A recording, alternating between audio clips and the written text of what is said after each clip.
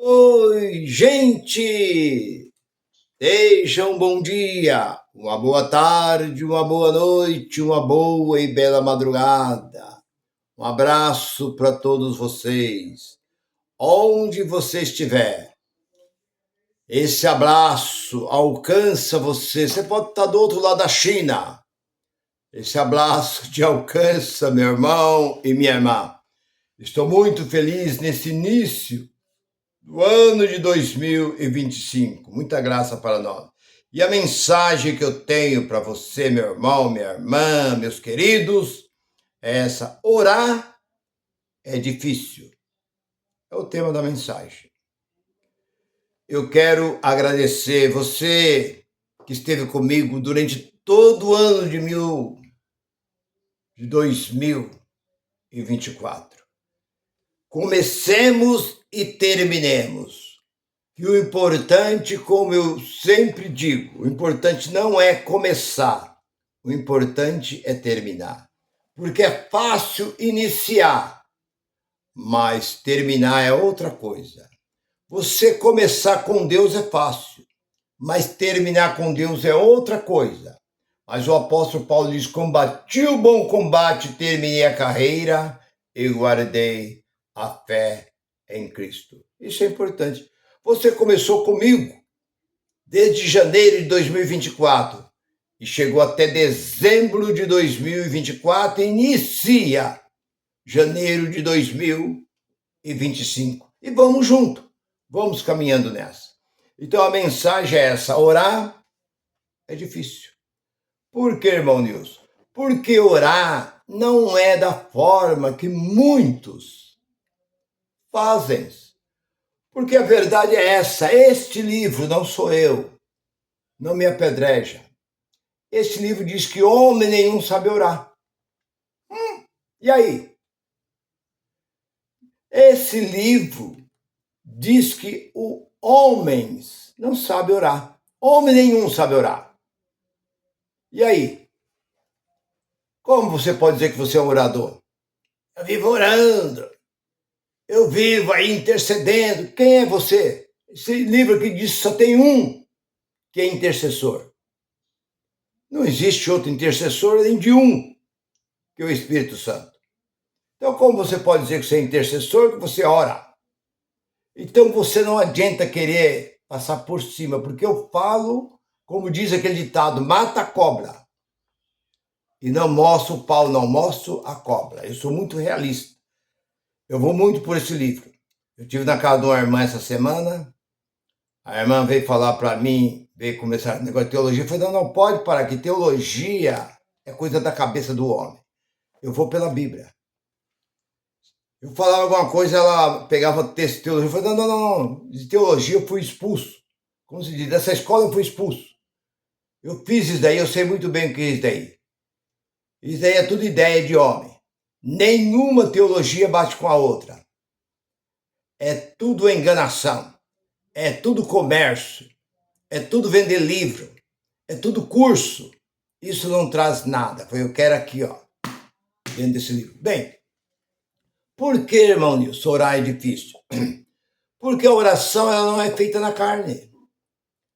A carne não pode agradar a Deus. Todo tipo de oração ela é feita em espírito. E outra coisa,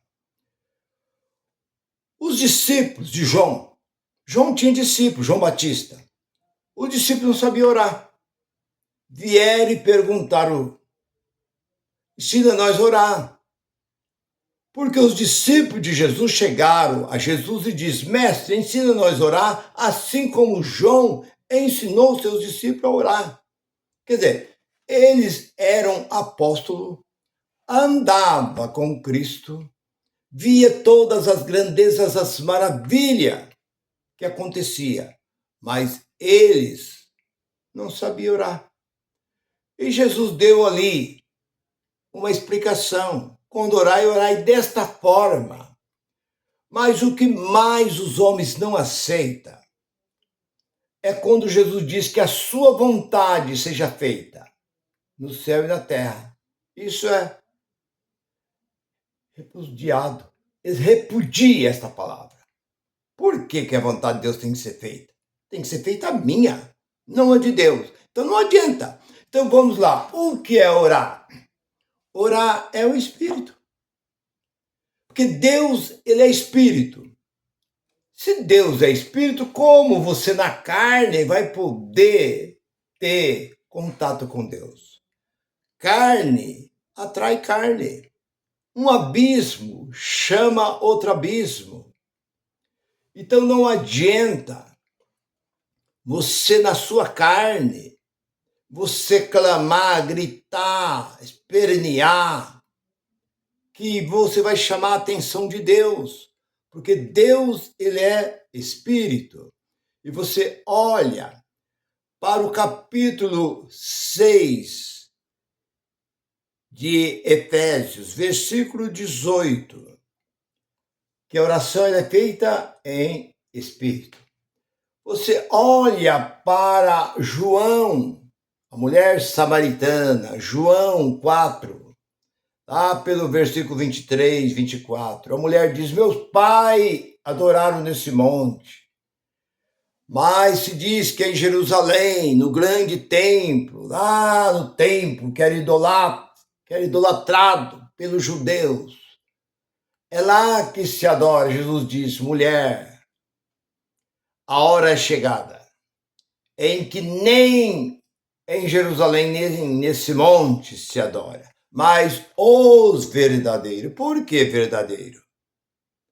Porque ele não disse os adoradores, ele disse os verdadeiros, porque existem duas classes.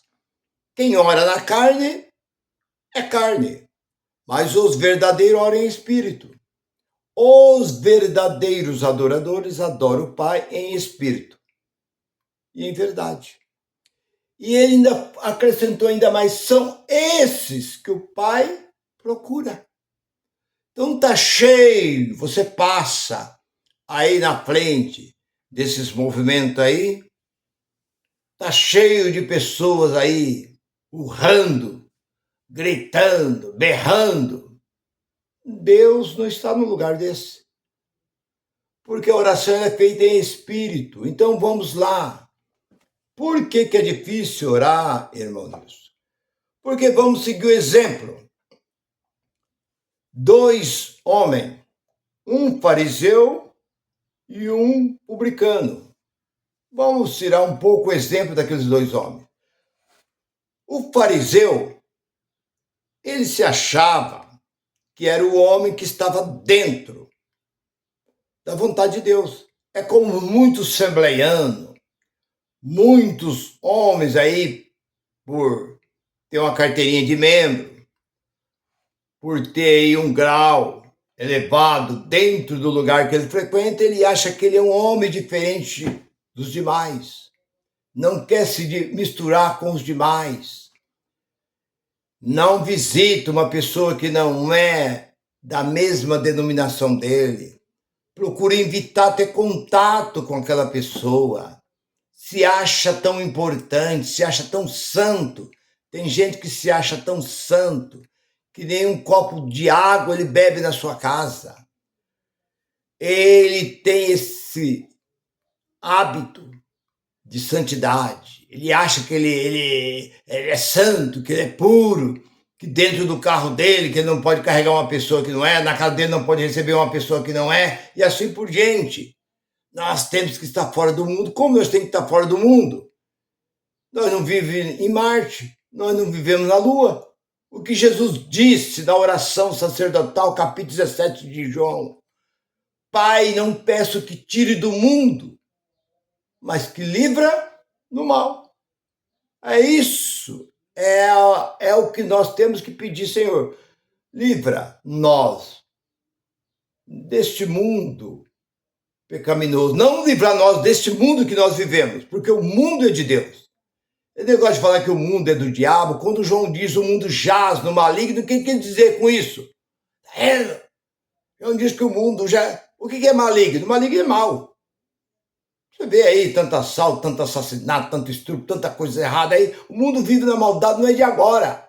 As coisas estão ficando cada vez pior. Desde os tempos era pior ainda. Nos tempos de Abraão, nos tempos de Jacó, naqueles tempos era pior. o povo invadia aqueles vilarejos, aquelas cidades pequenas e devastava tudo, matava tudo que tinha ali, pegava o que era de bom e levava para eles. Eles invadiam aqueles mais poderosos, aqueles mais fortes, invadiam as pequenas e levava. E chegava lá, levava o seu gado, levava, se tivesse jovem, levava os jovens embora como escravo, aquelas moças, aqueles rapazes e tal, matava as mulheres, as crianças, matava homens e levava o seu jumento, o seu gado, as suas ovelhas. Isso era comum. Então, por isso que esse mundo já está no mal. Mas voltando para aquilo que eu quero dizer. Esses dois homens que subiram, está lá no capítulo 18 de Lucas, versículo 10. Dois homens sobem para orar. Então vamos fazer de conta que você hoje vai fazer assim. Você vai fazer como aquele. Chega, Senhor, eu sou o teu servo. Já está errado. Então por isso que eu disse que orar é difícil. Senhor, eu sou o teu servo. Está errado. Como seu servo? Nós não vivemos debaixo de escravidão. Servo é quem vivia debaixo da lei. Porque a mesma palavra, esta palavra diz em Gálatas, capítulo 4, versículo 7. Nós não somos servo, nem somos filho. Ó, nós somos herdeiro de Deus. Vê? Como você está dizendo, Senhor, eu sou teu servo? Está errado. Senhor, eu oro todos os dias. Está errado. Porque oração era uma coisa judaica. Quem vivia orando eram os judeus. Porque nós, gentios, não tem esse hábito, essas tradições de orar. Por que os judeus oravam? Porque Deus não estava com eles, Deus estava distante dele, mas Deus hoje está dentro de nós. Então nós não temos mais que fazer o que fazia aquele povo do passado. Senhor, eu oro todos os dias. Não. Porque a oração era uma coisa judaica. Eles tinham horário, dia e hora para orar. E quando eles oravam, Deus não estava com eles. E vocês podem ver, que vocês veem ali que quem orava ali eram os judeus, que os judeus tinham por costume, clama a mim. E eu respondo, buscai-me-ei e me acharei, quando me buscai de todo o vosso coração. Deus exigia do povo judeu, mas de nós não.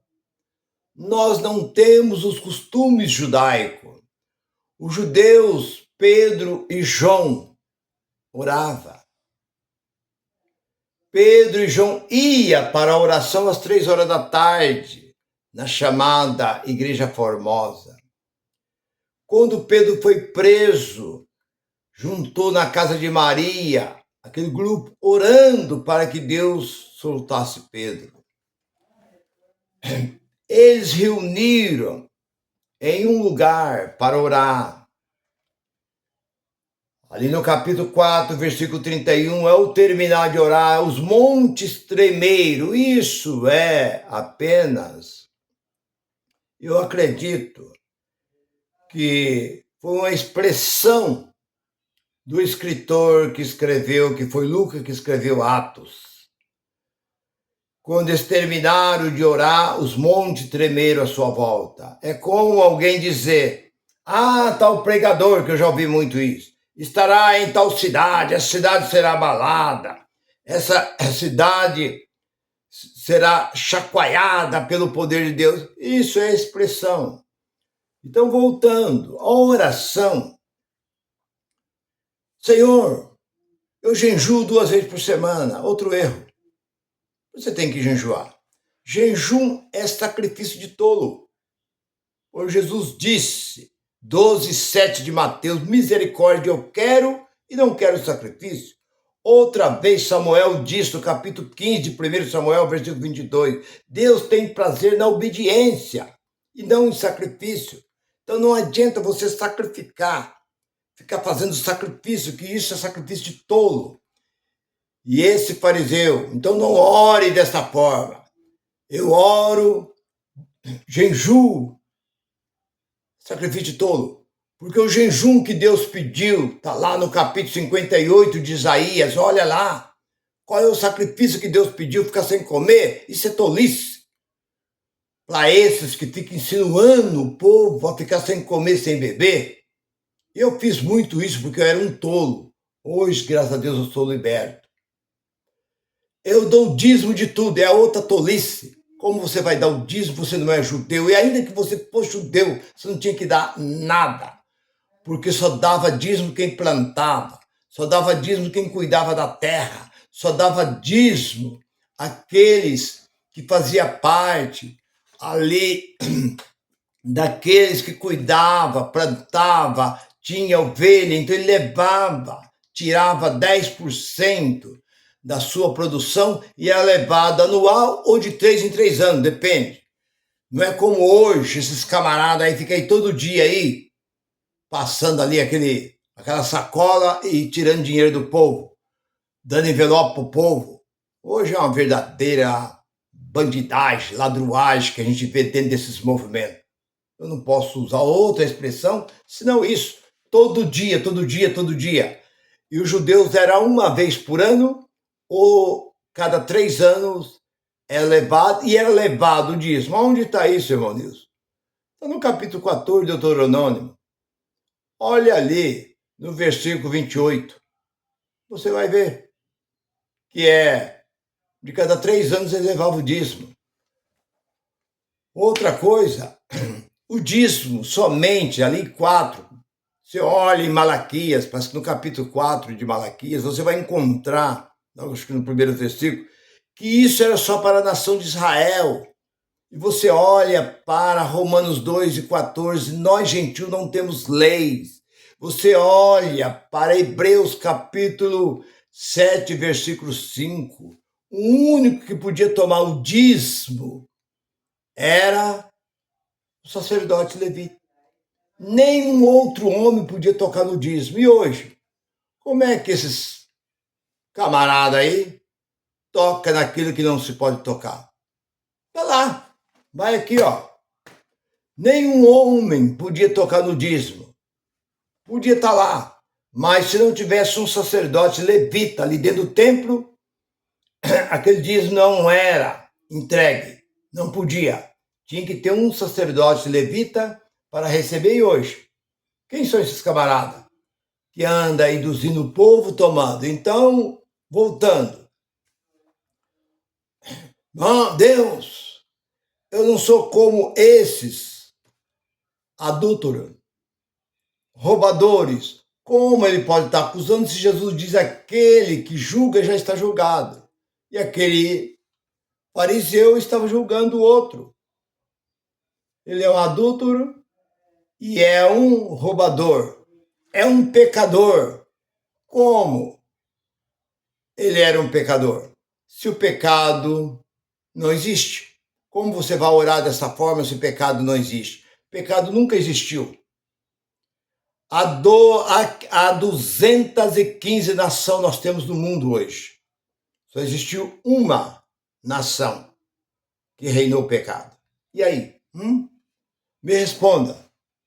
215 nações nós temos hoje. Só teve uma que o pecado reinou. Qual foi, irmão Nilson? Israel. Fora de Israel, nenhuma outra nação teve o pecado. O pecado só reinou numa nação. E esse pecado foi exterminado na cruz de Cristo. Porque, para finalizar, eu poderia citar um monte de capítulo e versículo que fala sobre o pecado, mas 9 e 26, o pecado foi exterminado. O que é exterminado? Na cruz de Cristo. De quem? Dos judeus. Acabou. Não existe mais. Hoje, se alguém falar em pecado, você pode dar risada do camarada. Porque não existe mais esse tal de pecado, o pecado acabou. Então, irmão Nilson, por que então é difícil orar? Porque a oração ela é feita somente em espírito. Deus é espírito.